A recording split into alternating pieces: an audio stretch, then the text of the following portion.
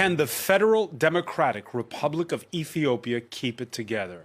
Change has become increasingly bloody, it seems, since the 2012 death of longtime leader Meles Zenawi. Meles, a Tigrayan whose home region is now in open revolt against the central government.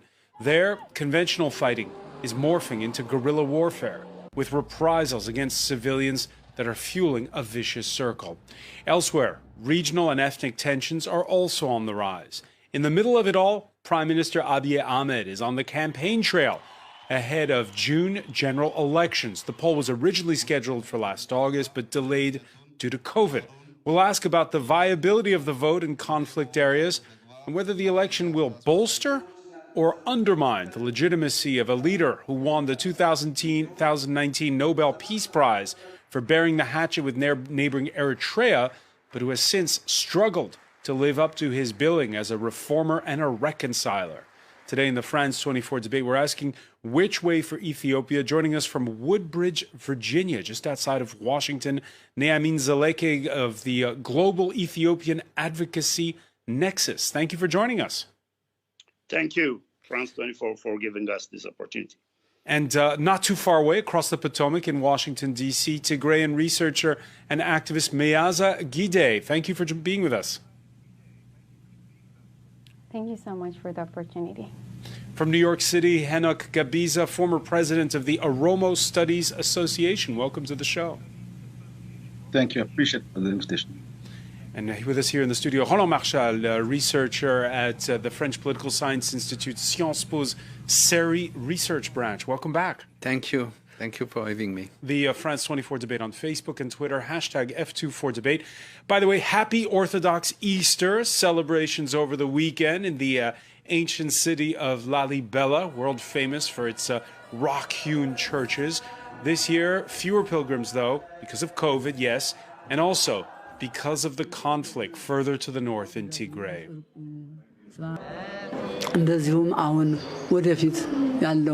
We're going to pray about the war in the country, the hunger in the country. The curse from God is getting worse. We pray to God to bring these things to an end. Na'amin Zaleke, what does he mean when he talks about a curse from God? Well, considering the many challenges converging in Ethiopia, locusts, unprecedented locusts, climate change, conflicts going on in many regions, I believe those who are faithful would consider this as a curse from God. Your thoughts on where Ethiopia is today, 1 month again ahead of those elections?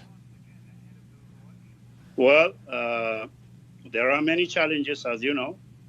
In Ethiopia, there is conflict in Tigray. The government is trying its best to stabilize and rehabilitate Tigray. And there are ethnically related conflicts in various parts of the country due to 27 years of an ethnic federal system and a very toxic narrative that pits one ethnic group against the other. Despite all these challenges, majority of Ethiopians want to have peaceful and free elections, and they want to transition towards democratically elected government.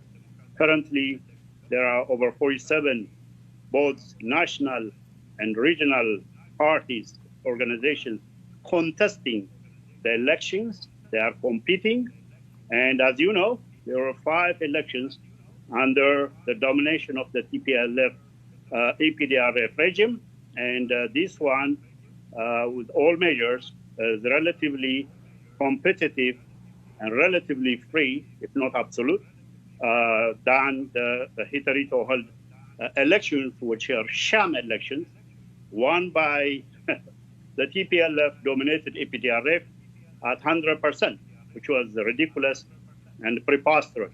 But they say they're not ready for those elections, that half the voter rolls have not been updated. People are registering. I know that in the Oromia region, over 12 million people have registered. In Amara region, over 5 million. In many other regions, there are registrations going. Of course, in Tigray and some parts of western, eastern Oromia, like Walaga, due to the security situation, people are not registering. But for the most part, people are registering, and the government and the National Election Board is urging Ethiopians to register. Meazagide, your thoughts on where Ethiopia stands now and where Tigray stands now? Yeah, thank you so much. Ethiopia, for all technical and practical purposes, is a failed state right now. We're talking about a regime that is ultimately confined to Addis Ababa without any legitimacy, capacity, or authority to govern the entire country. There is an active state-sponsored genocide happening upon the people of Tigray in Ethiopia. What's happening in Tigray is not just a conflict, it is an active state-sponsored genocide whereby the Ethiopian government and foreign forces, particularly the Eritrean government, and also internal militia forces from Amhara region are actively massacring innocent Tigrayans in the dark. So this is what's happening in Ethiopia, and there is no talk of election because all of the dominant and viable candidates or opposition political leaders are either arrested or massacred or killed. You have a prominent political activist and politician from the Oromos, particularly Jawar Mohammed, Baqqala Garba, and others in jail. And you have members of the TPLF, a political party that is resoundingly supported by the Tigrayan people, fighting, trying to defend its people and its territory. So the talk of election is laughable. It is something that is being done in order to further legitimize the genocidal regime that is now confined only to Addis Ababa, the capital city of Ethiopia. Other than that, no one is really registering all the numbers. Mr. Na'amin was mentioning these are numbers fabricated by the Ethiopian government and its cronies in order to confuse the international community to believe that things are well and fine in Ethiopia and that there might be a glimpse of election, but that's not true. People are actually protesting. Most of the important and political parties with an alternative policy have actually protested the upcoming election. And Ethiopia, for all purposes, as I said, is a fragile and a very failed state. You heard Naaman Zeleke talk about 27 years where it was, as he put it, minority rule. But do you get the sense that there is this feeling of that there are people who want revenge? People like Mr. Na'amin Zeleke do indeed want revenge, but that revenge comes from the notion that TPLF, alongside other political parties in Ethiopia, have instituted a political system and a constant arrangement that enabled minorities and majorities to coexist. People like Mr. Zeleke have been preaching for the extermination of the people of Tigray for over 10 years now. So they have been calling for that, and the revenge comes from that narrative, a narrative that says Tigrayans have wanted to be, the chosen people in Ethiopia. We have never That's a strong charge. That. Calling that's not what happened. Calling for extermination. That's a strong charge. This is serious. It is, and it's something. It is something I can. It's something I can. If I may finish, it's something I can back with an evidence. Mr. Malik. One at a time. First, No, Meazza. Mr. Selek. Yeah. Okay, thank you so much. If I may just finish, it's not just an accusation, it's something that we can back with an evidence. Mr. Zeleke was the head of a TV station in 2016 that clearly called for the extermination of the people of Tigray. They say the people of Tigray are only 5% of the population, and it doesn't take that much to exterminate all of them. This is what they said. It's on record. We can provide you with the evidence, and you can see it for yourself. So we're not just making accusations, we're actually stating facts. Fact is that Mr. Zeleke, the TV station that he was heading, called ISAT, has been propagating for the past 10 plus years. So Mr. Zeleke was also in Eritrea not long ago, working with the Eritrean government to overthrow the democratically elected government of Ethiopia. So the things we're saying are not things that transpired in November 4th, but these are things that people like Mr. Zeleke have been working for over 10 years now. Naaman Zeleke? Yes, Maza, she knows deep down her that she's telling lies, gross misrepresentation of our positions. So I have struggled for democracy and human rights for 27 years against what all objective analysis, both Ethiopian and non-Ethiopian, Europe, America, and all the institutions, held as a highly repressive, minority-dominated regime of Mullah Zenawi and the TPLF. And this is a fact that you can find in many studies. I don't have to say it. Now, what we say throughout is that this regime, under the veneer of a developmental state or a federal government, the real power resided under a minority TPLF, which dominated the economy, control for 40%. It dominated the security and the military command and control.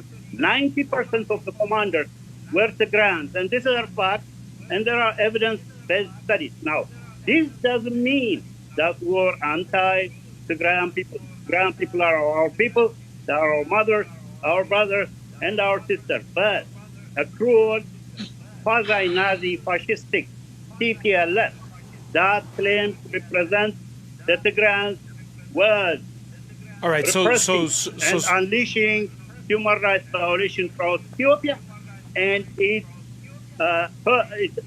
had instituted an ethnic federal system where it pitted each and every ethnic group against the other, and because of that, thousands of people have been massacred throughout their reign. All right, so strong accusations. Were in torture chambers throughout Ethiopia, and these are facts which Maza Gidey would like to deny, unable to admit, and this has been her playbook since this conflict started. All right, on November 4th, Maza Gidey and her friends have launched Naamin Zelek, strong accusations there from you and from Maza Gidey.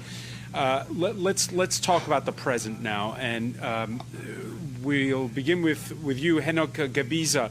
At this point in time, what do you do if you're the leadership of Ethiopia when it comes to Tigray? So thank you very much for this opportunity. First of all, I would like to say a few words about the political difficulty of the current Ethiopian situation. So all these chaos and messes, political messes that the country is experiencing can go back to the clash of political visions that exist in the country. We can sum it up into two main domains of clash. One, there are a group of politicians or a group of political elites who believes in bringing back the old Ethiopian way of centralizing and unionizing power into a single hand. And then there is a group of political domain that believes in the multicultural, multinational, and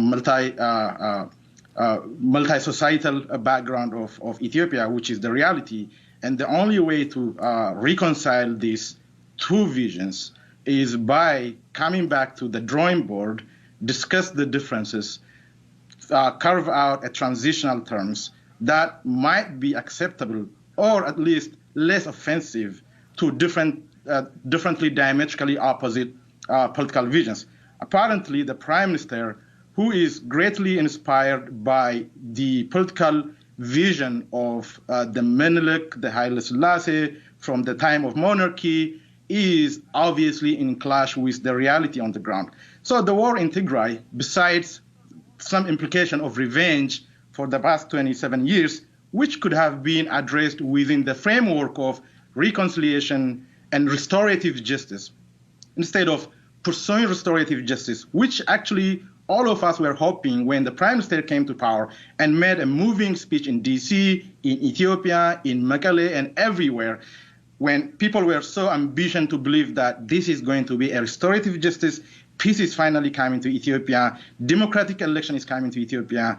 But instead of pursuing that original plan, the Prime Minister resorted to the idea of revenging what has happened in the last 27 years. Second of all, I am not exactly sure if the Prime Minister has the moral ground to even pursue revenge, because he himself has been part of the last 27 years of oppression. So if you ask me, the current situation in Ethiopia, the last 27 Ethiopia was mainly authoritarian regime that was at least trying to pursue authoritarian development agendas, which is not really happily welcomed by all. But the current Ethiopia is a country that is absolutely going back to the conflict zone. So Ethiopia is not anymore a post-conflict nation.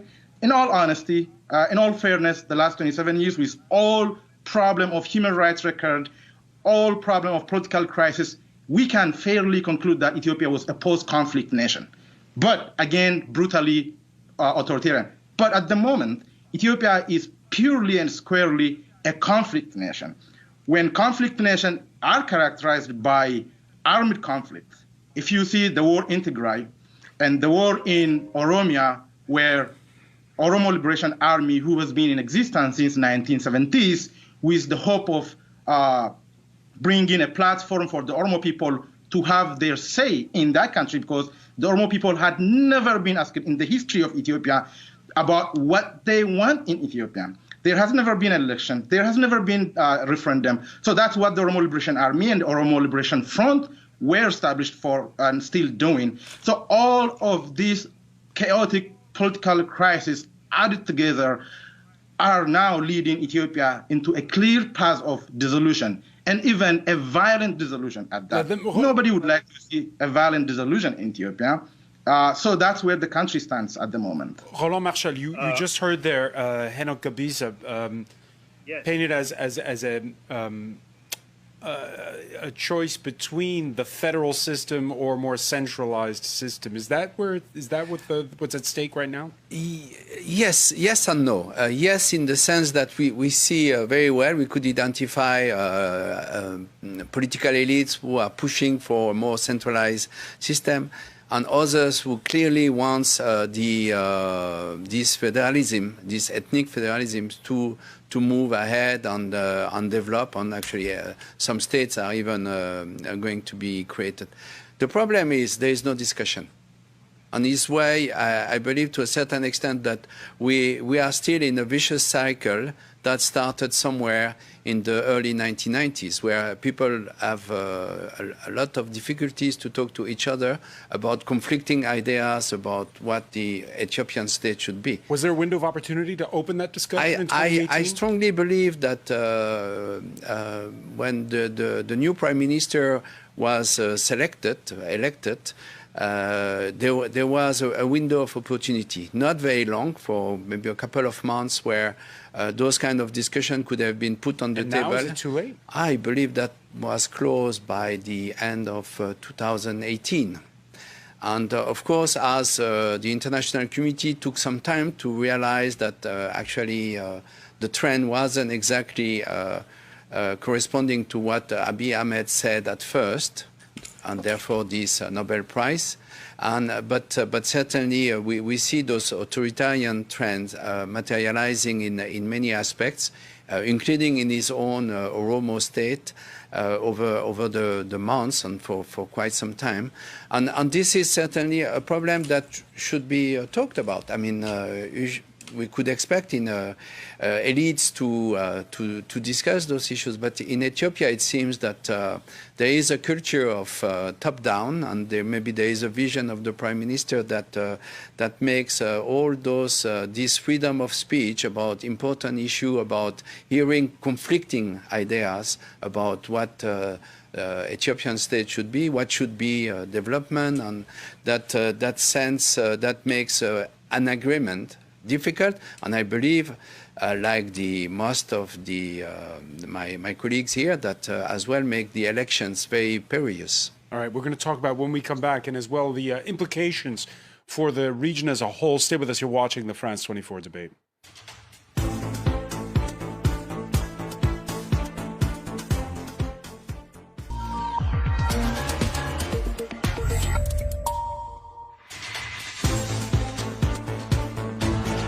Welcome back, or welcome if you're just joining us. It's the France 24 debate. 1 month ahead of a general election in Ethiopia that had been postponed last year. We're wondering which way forward for the nation, with that conflict in Tigray in the north, now in its seventh month. We're talking about it with Naamin Zelek, who joins us from Woodbridge, New Jersey, of the Global Ethiopian Advocacy Nexus in Washington, D.C. Tigrayan researcher and activist Meaza Gide is with us. From New York, Henok Gabiza, former president of the Aroma Studies Association, and Roland Marchal from the French Political Science Institute, Sciences Po. Last week, the United Nations talked of aid disrupted for many by the 1 million that have been displaced in 6 months by the conflict in Tigray. Aid agencies accusing forces from neighboring Eritrea. The French news agency AFP last week got access to Ethiopian government documents that accuse Eritrean soldiers of blocking and looting food aid, prompting this reaction from Asmara, a statement that was sent by email by the information minister. No way that Eritrea can block humanitarian assistance or loot them. Back in March, Ethiopia's prime minister had publicly distanced himself from human rights violations blamed on Eritrean troops. The Eritrean army crossed the border and was operating in Ethiopia. Any damage it did to our people is unacceptable. We can't accept this from them. We wouldn't accept it if it were our soldiers. Our military campaign was against clearly targeted enemies, not against the people. So that was a statement from March by Abiy Ahmed. The United States last week calling for a cessation of human rights violations in Tigray, putting pressure on both Eritrea and Ethiopia. We have heard the Eritrean government's public statement that it will withdraw its forces from Tigray, but that must still be implemented in practice. There is no evidence that such a withdrawal is underway. And any such withdrawal must be immediate and verifiable. We also call and continue to call for a withdrawal of Amhara regional forces from Tigray for an immediate end to the hostilities, all of which are critical to protecting civilians and ensuring unhindered humanitarian access. Before we turn to the rest of the panel, Roland Marchal, so the accusation there is that there's the regular army from Ethiopia, the regular army from Eritrea, which came over, and then there are these militias. Who are they? The Amhara militia and as well special forces, special police forces from Amhara state. And so they are, every state has its own way of managing security. Amhara state did this way. What is problematic for Abiy Ahmed is to have declared at first that it was an operation to restore law and order, and then to bring into Tigray a foreign army, because as far as I know, Eritrea is an independent country.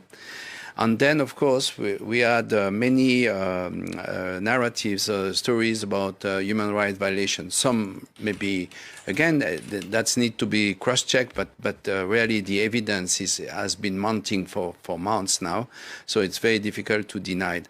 Another point that should be taken into account that may shed some light on the current situation elsewhere in Ethiopia is that Amhara militias took over land from Tigray to annex back to Amhara state. So I'm not going to decide, I'm not Ethiopian, they need a political arrangement, whether this land belongs to Amhara state or to Tigray, but the point is that doing so means that to a certain extent the internal boundaries of Ethiopia could be drawn in a new way as the crisis is unfolding in Tigray. And that's why you had incidents in other places in Ethiopia, and very serious incidents, not only, I would say, violent demonstration, but even armed clashes. And that raised as well a new issue that hasn't been discussed. Is Abiy Ahmed was very courageous, and I think we have to acknowledge that, in bringing back armed groups that were in exile in